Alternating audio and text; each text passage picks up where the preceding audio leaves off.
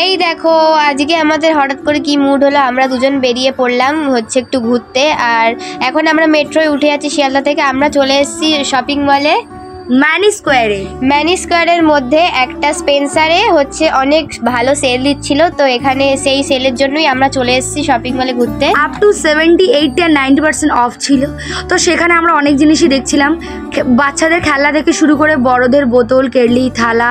আসলে এখানে আমরা মেনলি জিনিস কিনতে যাইনি, এখানে মেনলি আমরা খেলনা কিনতে গেছিলাম। আসলে তোমরা তো জানো আমাদের এখানে একজন খুব খেলনা কিনতে ভালোবাসে। হ্যাঁ, আমার খেলনা ভালো লাগে। আর তাছাড়াও এখন এখানে ঘর গোছানোর অনেক জিনিসই ছিল যেগুলো খুবই অ্যাফোর্ডেবল দামের মধ্যে ছিল। আর সত্যি করে বলতে গেলে একটা অত সুন্দর সুন্দর বোতল কিন্তু চলে আসছিল 30 টাকায়, 20 টাকায়, তাছাড়াও আরও 40 টাকায়। হ্যাঁ, এরকম অনেক অনেক অনেক অ্যাফোর্ডেবল দামের মধ্যে ছিল, যার কারণে আমি আর তর্স হইতে পারিনি। তো আমরা চলে গেছিলাম শপিং করতে। তারপরে ম্যানি স্কোয়ারের ওপরে চলে গেছিলাম 99 মার্কেট। তো সেখান থেকে অনেক কিছু দেখেছিলাম, বাট টাকার একটু প্রবলেম ছিল, তো যার কারণে অনেক কিছু নিতে পারিনি।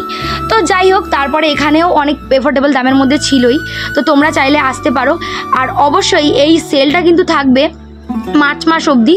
অবশ্যই তোমরা আসলে কিন্তু মার্চ মাসের লাস্ট অবধি মধ্যেই আসতে হবে। তারপরে আমরা চলে এসেছিলাম গেমিং জোনে, যেখানে হচ্ছে প্রচুর গেম ছিল। আর বোন খেয়েছিল বাইক রেস, আর আমি খেলেছিলাম কার রেস। তো আমি খুবই ভালো খেলি গাইজ, তোমরা দেখতেই পাচ্ছ আমি 9th পজিশনে এসেছি, আর আমার বোন কিন্তু খেলে 3rd পজিশনে এসেছিল। তো যাই হোক, তো ভিডিওটা কেমন লাগলো অবশ্যই like, comment, share, subscribe, tata.